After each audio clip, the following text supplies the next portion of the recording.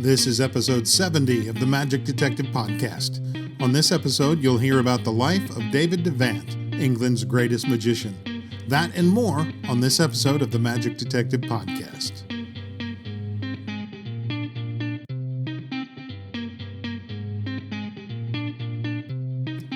Hello and welcome to the Magic Detective Podcast, your podcast home for magic history. I'm your host, Dean Carnegie. I am the Magic Detective, and this is episode number 70. Well, I took a week off for birthday week, my birthday, which turned out to be hardly any time off at all. In fact, my week off has turned into a month plus away from the podcast. I discovered I am a terrible juggler. By that, I mean I'm finding it increasingly difficult to juggle multiple projects at the same time. A couple weekends ago, I was up in Hannibal, Missouri, performing my Steampunk Illusionist show, and it's been a while since I had done that show, so I needed about a week's worth of rehearsals just to get it all down. It's also major marketing time for me, so I'm designing postcards and tweaking websites and sending out emails and shooting videos and tons of stuff. And then my weekend shows, evening shows, are beginning to sell tickets, so I have to stay on top of that as well. All in all, it's been a lot to keep up with. But now I am back to the podcast, and I've made an executive decision. With podcast number 70, the one you're listening to, we begin Season 4. It's funny, Season 1 had 31 episodes. Season 2 had 25 episodes. Season 3 only had 13. And because I usually begin the new season at this time, I figured, why not just start afresh? Let's go over some news really fast. First, wow is all I can say for those who attended the recent Magic Collectors event in Las Vegas. The photos you guys and girls have been taking of David Copperfield's warehouse are just breathtaking. And it's so very generous of David to open all of that up to the Magic Collectors. That's just, wow, that's just amazing. I understand part of Ken Klosterman's collection goes up for auction at the end of October. This is announced recently. That's through Potter & Potter. Ricky Jay's collection will also be going up for auction on October 27th and 28th via Sotheby's.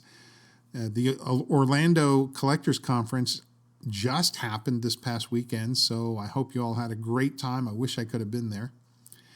David Copperfield's History of Magic book is due out at the end of the month.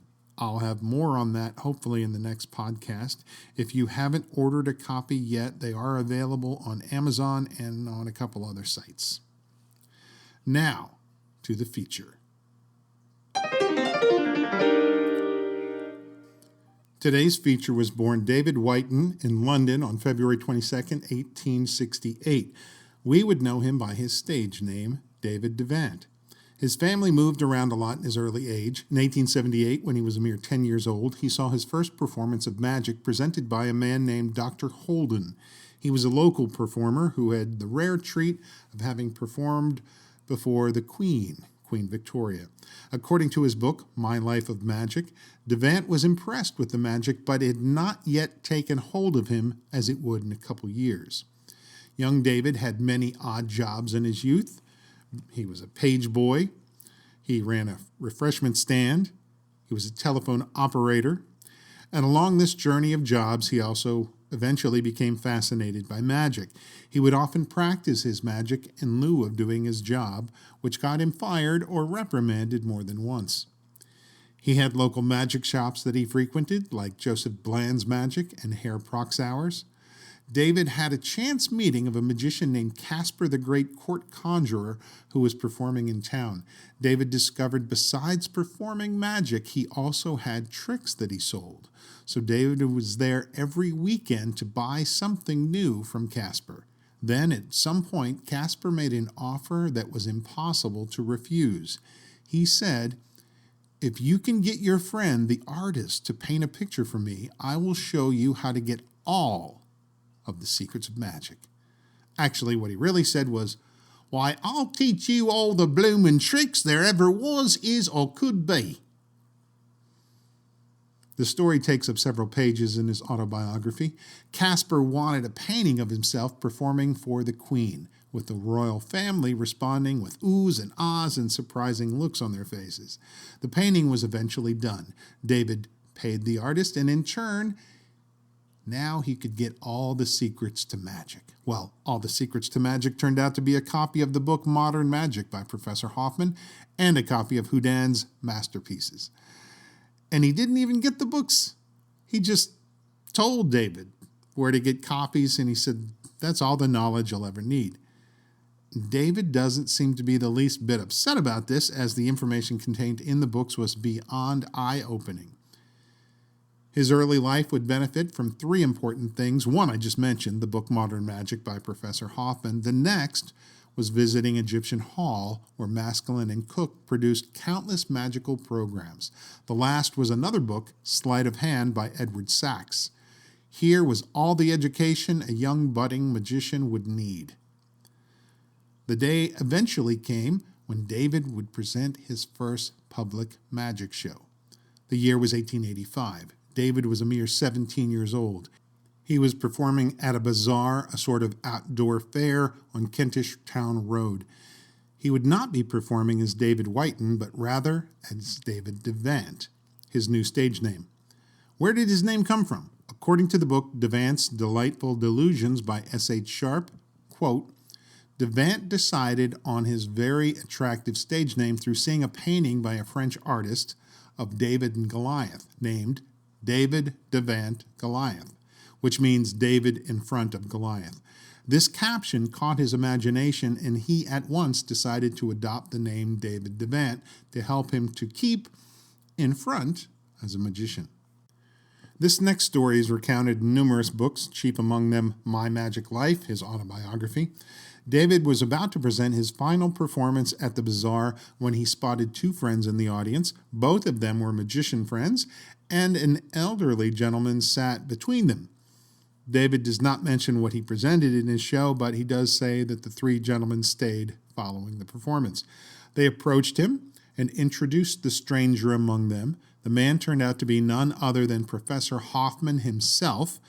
David Devant was thrilled to meet the professor. He went on to credit him for all the material in his show and even gave him a huge pat on the back, which turned out to be so hard he almost knocked the poor man's glasses off. And I can't really say I blame him for his enthusiasm. It was probably good that they waited until the show was over for the introductions. Nerves have a way of wreaking havoc upon a performer.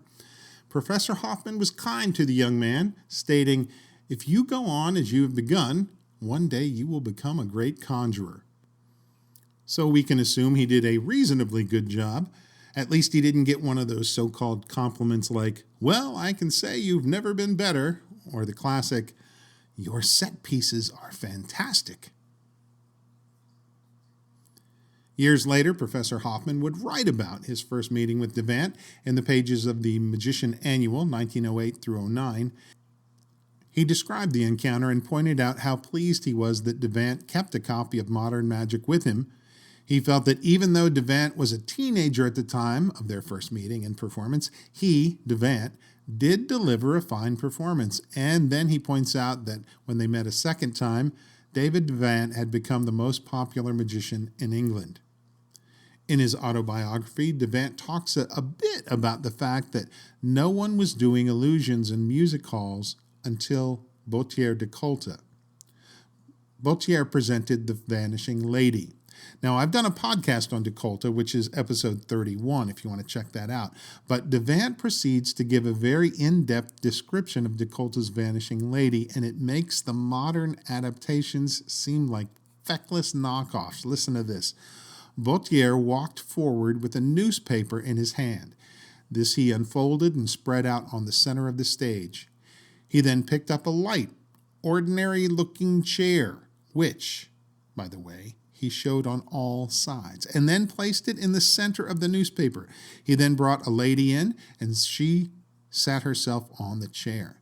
Bautier proceeded to cover her up with a piece of purple silk, pinning it around her head and shoulders, dropping the rest and draping it to the floor. No part of this silk was allowed to lie outside of the newspaper. There was a pause.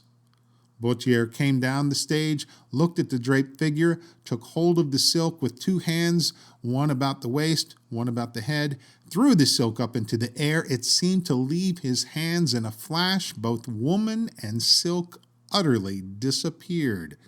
Again, the chair was lifted off the newspaper. In doing so, Bautier showed it back and forth. He then picked up the newspaper and folded it again. That's incredible. Now, the reason there's such an emphasis on Decollete and others in Devant's life was Devant was being educated in many different approaches to magic. He saw these illusions in Egyptian Hall. He would see countless conjurers in this iconic location, and he learned something from every act. He mentions Decollete one more time, this time in regards to the vanishing bird cage. Apparently, Decollete's cage was oblong in shape, and it was ripped off by many performers. So he created a round cage which he held in his upright hand, and he simply tossed it upwards where it vanished. Then he tore off his coat, threw it into the audience to have it inspected. No trace of the cage could be found. Upon taking the coat back, Decollete reproduced the cage. Again, so very different from what we see today. This was also the time when many conjurers were doing the vanishing cage and killing birds in the process. Devant points out that Bertram had a clever solution. He allowed the bird to fly free. Then he said, "You've flown away, have you? Well, take the cage with you." And then he caused the cage to vanish. And I should point out that Robert Haller did a similar thing by having the bird fly away. Then, having no use for the cage, he made it vanish. But let's get back to David Devant. In his book, My Magic Life, he describes a funny incident that occurred in his early days as a magician. He wanted to present Decollete's vanishing lady, but he did not want to do it the way Decollete did. So Devant devised his own unique method. To that, he also added his own unique presentation, the highlight of which was causing the vanished lady to appear in the back of the hall or back of the theater. For this method, he would require two women that had a similar appearance.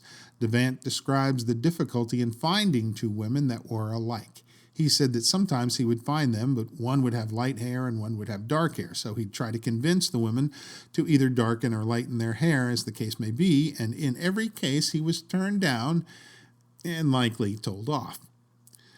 Just about that time, when he was ready to give up, he saw two very beautiful twin sisters walking down the street. They were both dressed alike and had the same hairstyles and such, but now he had a new dilemma: how to approach them. He tried many different things, even considered hiring some friends to intervene, but in the end, his frustration led him to simply stop the ladies on the street and proclaim, "Would you care to become vanishing ladies?" There's a pickup line if I ever heard one. And their response was something along the lines of, "You crazy beep, beep." And he quickly apologized and tried his best to explain himself. Amazingly, the women believed him, believed that he was a conjurer in need of a woman to assist him with the trick. And they kind of fought over who would be the vanishing lady, and they told him they would only do it if they both were involved. Well, that's exactly what Devant wanted, so he heartily agreed. This next part of the story, oh my, does it ring so true. It was true then, it's true today. After only 2 rehearsals, the women proclaimed, "They've got it. They don't need to rehearse anymore." And Devant struggled to get it through their heads that continual rehearsal was the only way they were truly going to be proficient at the illusion. The day came when they got it down. And their first presentation before an audience went something like this. Devant had a chair sitting upon a raised platform. He had his assistant walk into the audience and then back onto the stage so that they could see that she was a real human, not some mannequin or something. She sat in the chair. Devant covered her with a cloth and then whisked it away, and she was gone. And then seconds later, the woman yelled from the back of the theater, "Here I am!" Truly a mind-boggling effect for the time. Everything was going well until the vanishing lady, or ladies, began receiving fan mail and gifts and proposals. One night, according to the book, the lady in the chair was covered, but when the cloth was yanked away, she was still there. And yet only seconds later, the other lady burst forth from the back of the theater to yell, "Here I am!" Apparently, the two sisters were having a fight over some of the gifts. Eventually, Devant let the sisters go as they became more trouble than they were worth, which is why you don't really see twins anymore in magic. By 1890, he was just 22. He had already risen in the show business ranks to be working the best music halls in London and the surrounding areas. In 1893, he debuted one of his original illusions called Vice Versa. Here's a description of the effect from the book Devant's Delightful Delusions by S.H. Sharp. A man stood isolated in a simple cabinet which consisted of a top and bottom with curtains on the sides and standing on legs about 4 feet high. Around his waist was tied a long ribbon, with the ends being passed out to members of the audience to hold. Upon the 4 curtains being simultaneously lowered by a single string and raised a few moments later, it was seen that the man had transformed into a woman. The ribbon was then cut from her waist and tossed to the audience to examine the knots. This illusion actually played a very important part in Devant's career. He was using Vice Versa with great success. Audiences and theater managers alike enjoyed it, so he felt it was time to step up his game and invite no less than John Neville Maskelyne to see a performance, with the hopes of getting booked at the famed Egyptian Hall. Arrangements were made for Maskelyne to catch a presentation of Vice Versa, and to his delight, Maskelyne actually liked the illusion. However, there was a problem. John Neville Maskelyne recognized the size of the illusion was such that it would be impossible to play at Egyptian Hall, as the stage size was smaller than the venue they were currently at. If only Devant could come up with something similar that might fit into the Egyptian Hall stage. And thus, the artist's dream illusion was born. They were both based upon a similar method, but the effect was different, and also the size of the props were smaller. Devant showed Maskelyne a prototype, he loved it, and it was built then in the Maskelyne workshop. In September of 1893, Devant debuted what would be his most popular creation, the artist's dream. Here's a description of the illusion from Devant's book, Secrets of My Magic. The artist's dream was a pretty little sketch in which an artist was discovered working on a picture of his late wife. Overtired, he covers the picture with a small curtain and falls asleep on the couch when the spirit of mercy enters, mysteriously produced at the back of the stage. She approaches the picture, uncovers it, and is seen to be alive. In fact, the woman comes down and embraces her husband, then goes back and disappears in the same way. The artist wakes up and, rushing to the picture, tears it down from the easel and, turning, sees the spirit of mercy. He approaches her, but the moment he touches her, she disappears in a flash, and the artist falls dead on the stage. A very dramatic finish. Maskelyne signed Devant to a 3-month contract, which would last for years eventually. Devant's wife would play the part of the woman in the artist's dream, but much to my surprise, Devant was not in the routine at all. Many routines presented at Maskelyne and Cook's Egyptian Hall were done like mini playlets, so they had a script, actors, music, and the like. In this case, an actor was chosen to play the part of the artist. And considering that the artist falls asleep on a couch during the routine and doesn't really do much else, I guess that makes it okay. The next illusion I'd like to mention is a piece that Devant created way back in 1895. It's called The Birth of Flora. It began with a bowl of fire, or a vase of fire. Some rose petals were then dropped into the flames. Then this thing turned into a huge vase of flowers, and from within the flowers, this huge mass of flowers, a woman emerged. It sounds like a very wonderful illusion, one that was taken by no less than Harry Keller. In 1896, David Devant gets involved in a new medium, what he called back then animated photographs, in other words, early motion pictures. He tried to purchase a machine from the Lumiere brothers, but they weren't selling. After trying to purchase machines from others, he finally settled upon a kinetoscopic machine from Mr. R.W. Paul. Devant had to go all in on this himself, as Mr. Maskelyne refused to see the lasting novelty of it. But thanks to Devant's persistence, Egyptian Hall was the second theater in London to show animated photographs to sold-out audiences, the first exhibition being the Lumiere brothers at the Empire Theater.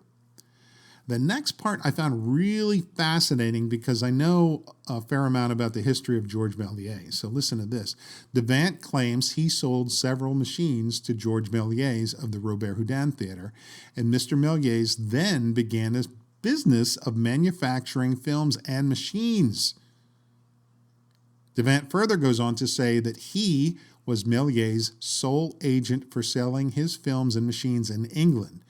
This is all from Devant's book, My Magic Life.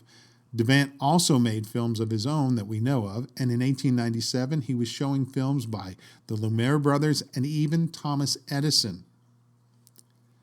According to the book Devant's Delightful Delusions, the animated photographs was more of a side business, but a very lucrative one. It turned out to be more work than he could handle, and soon he had several troops in the provinces showing animated photographs.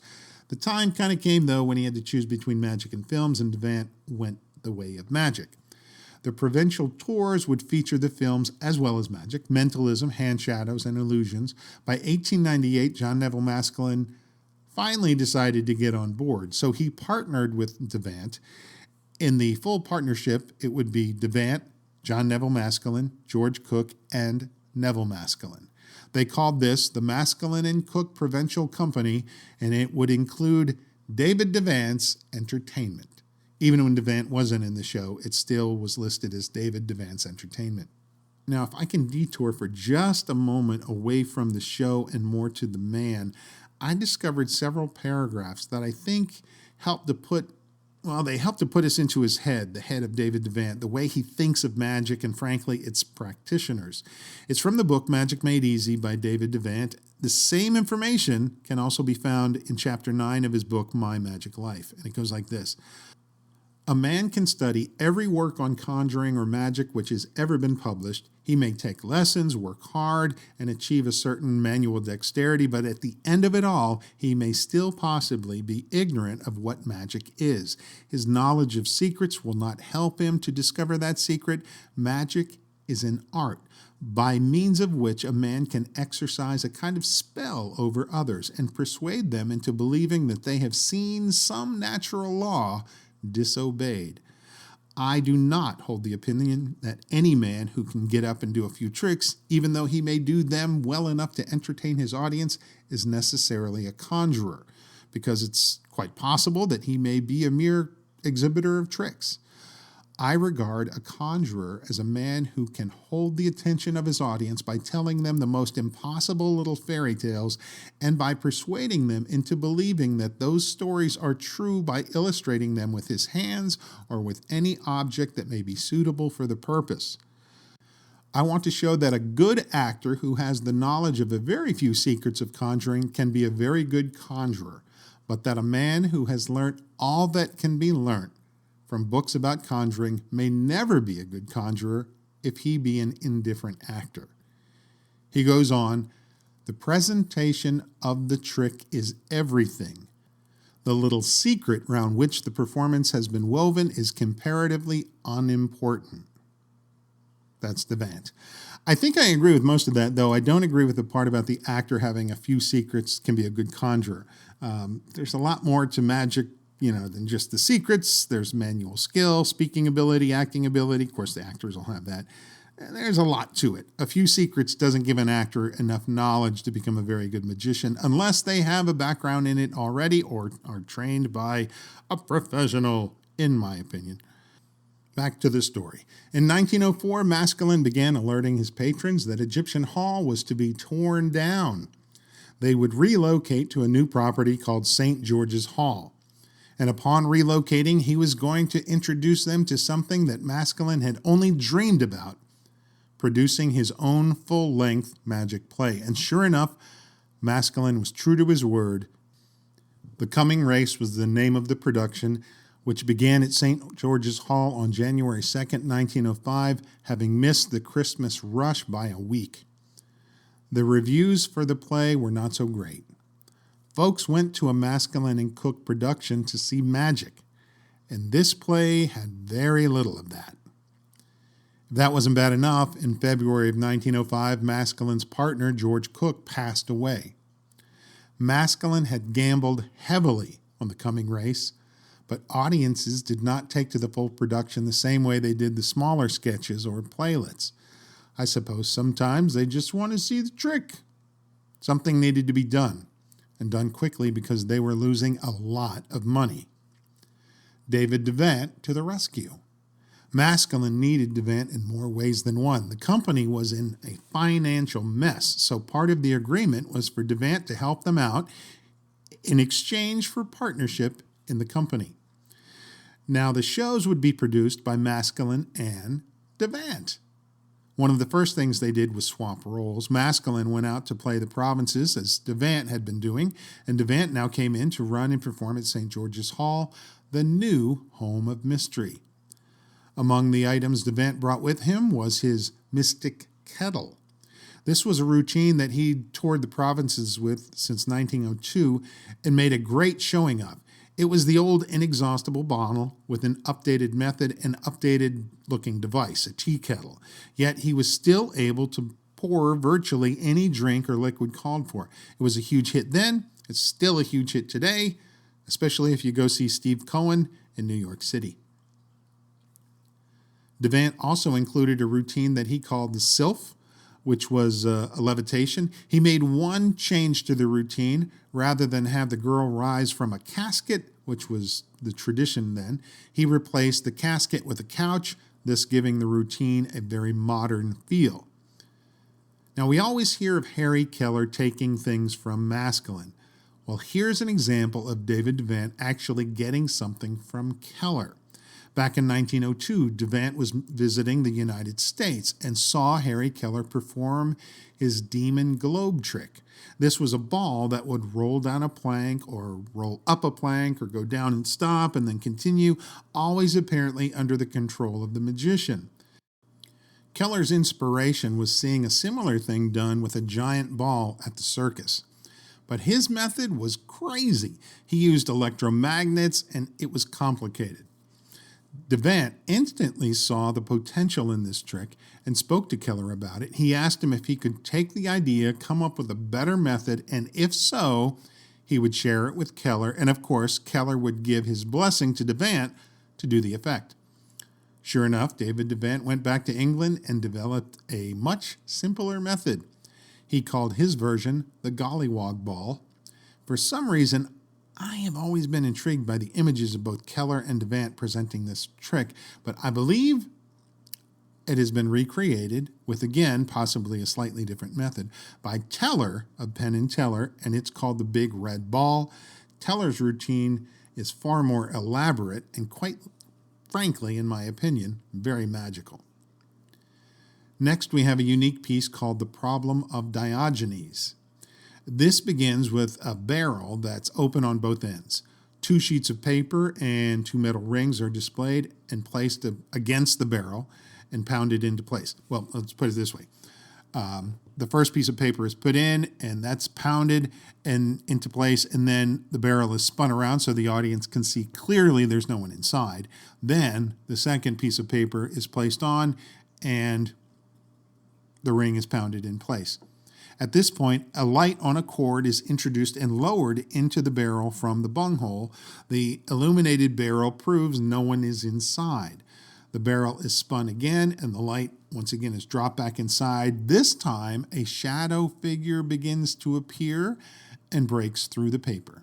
It is Diogenes himself, the famous Greek philosopher. This is an early version of the shadow box. The trick without a title was a clever piece of marketing as well as a clever illusion. The price of £50 was offered to anyone who could come up with a better name for the illusion, and the winning name was The New Page. In this illusion, a long upright box was brought out on stage and showed on all sides. Then the front was open and a fellow dressed as a page boy stepped inside. He was strapped to the inside of the box with metal bands.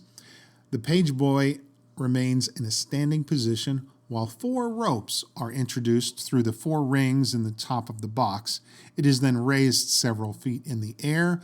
The doors are closed and a small doll dressed like a page boy is introduced.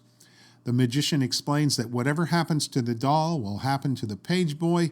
Slowly, the magician turns the doll over so he's standing on his head, basically.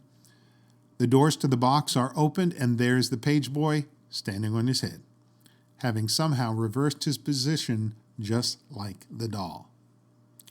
Now, I want to take a break for a moment from the bigger illusions to one that I love from Devant's extensive repertoire. The effect called simply Boy, Girl, and Eggs.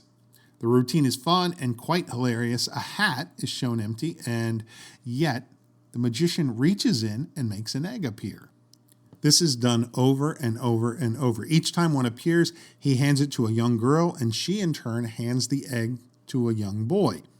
He has to hold on to the eggs in his arms, and before long, there are just too many eggs for him to hold on to, and the eggs begin to fall onto the stage and crack open. Hilarity ensues as the boy's predicament increases. This is one of those pieces that I believe won't work for everybody, but surely worked for Devant. Apparently, also worked for Lance Burton on his first network special. There's a hilarious poster that was designed for Devant, and the title of the trick is given The Egg Trick. The poster shows the boy with 30 plus eggs in his arms and one having fallen to the ground. And amazingly, Devant's name is not even on the poster, but yet everyone would know who it was for. The next piece comes from the pages of Our Magic by Neville Maskelyne and David Devant. The chapter is titled Chapter 10, With Fish and Letters, or The Educated Fish. I simply love this premise. Blocks of wood with letters painted on them are openly dropped into a fishbowl. 4 so-called educated fish are introduced and dropped into the bowl. Next, a word is chosen from a newspaper. The magician states that inside there are 4 educated fish, and they will now spell out the chosen word. And one by one, a letter floats up to the top of the water. As it comes up, it's taken and set into a tray until the fish spells out the entire word.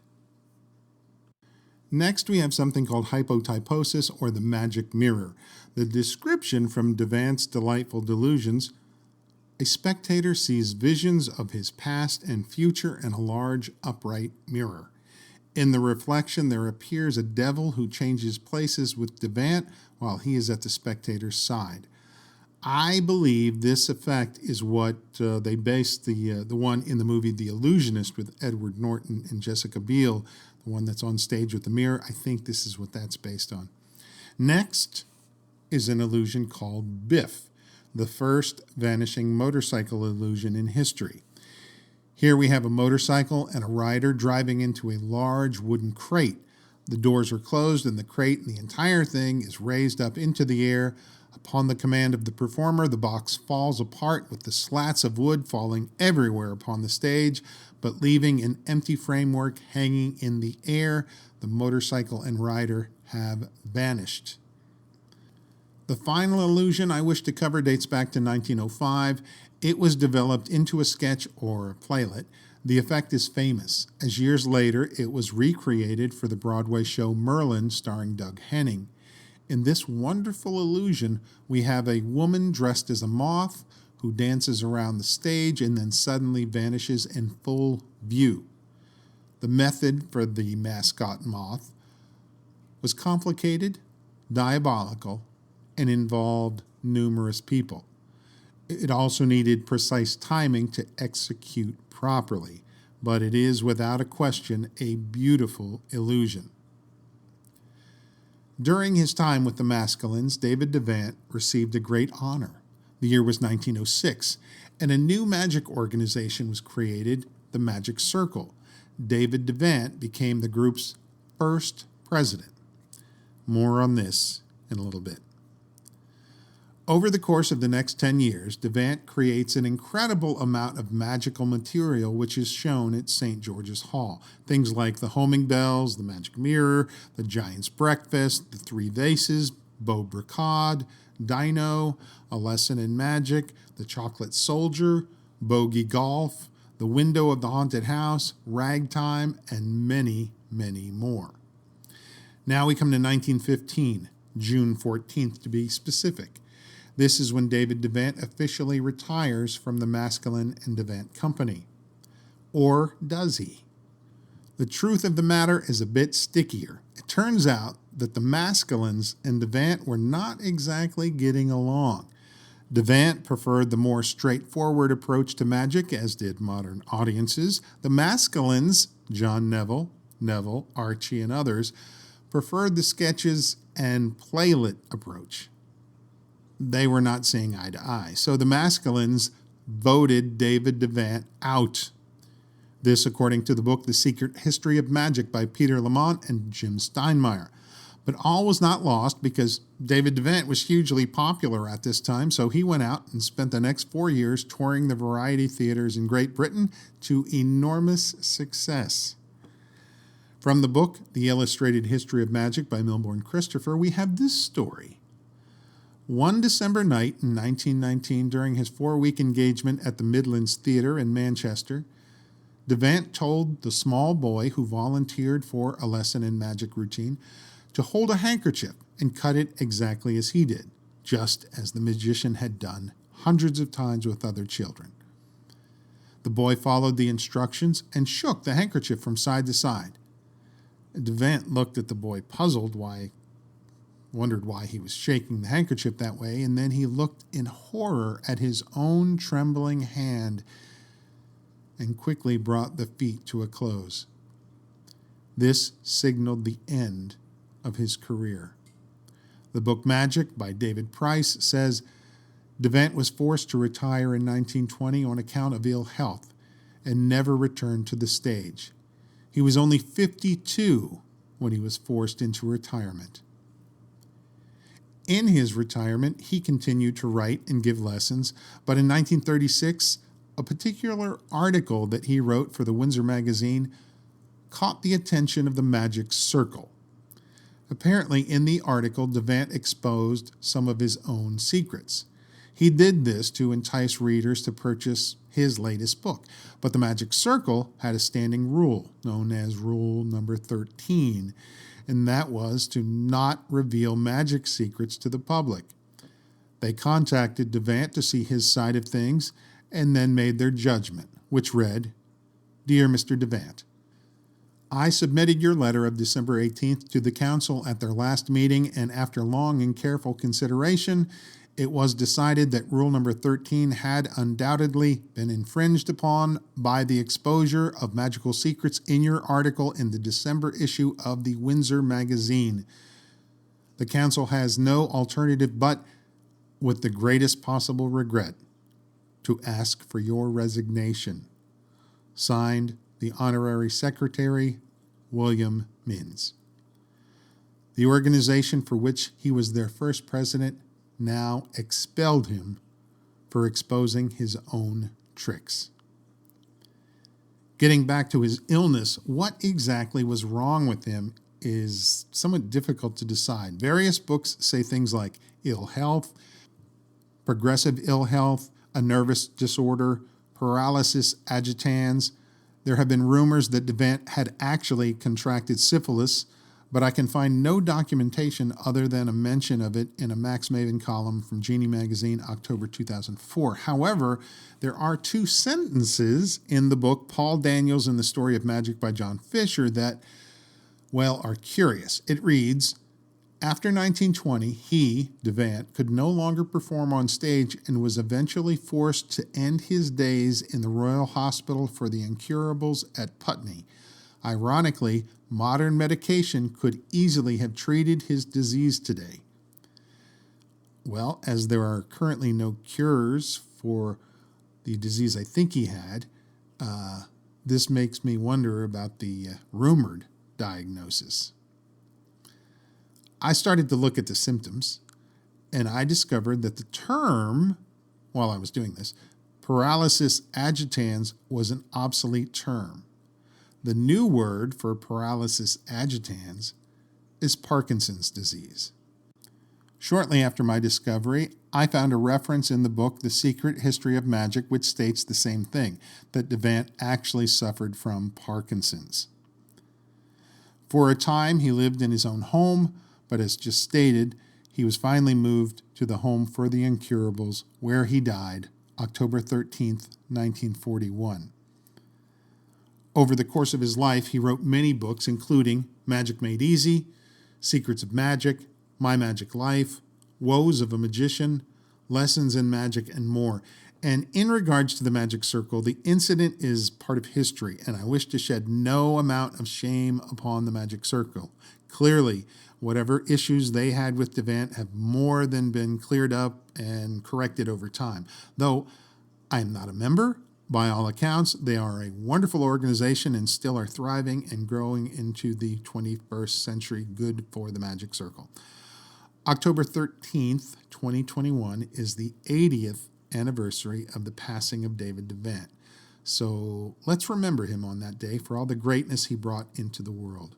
And let's remember his slogan, all done by kindness, because that really speaks volumes. And that, my friends, is going to do it for this episode of the Magic Detective Podcast. If you enjoyed the episode, please like the episode in any way your podcast provider allows. And please tell a friend about the podcast. Please help me grow our audience. Until next time, I'm Dean Carnegie. I am the Magic Detective. Be well and be safe.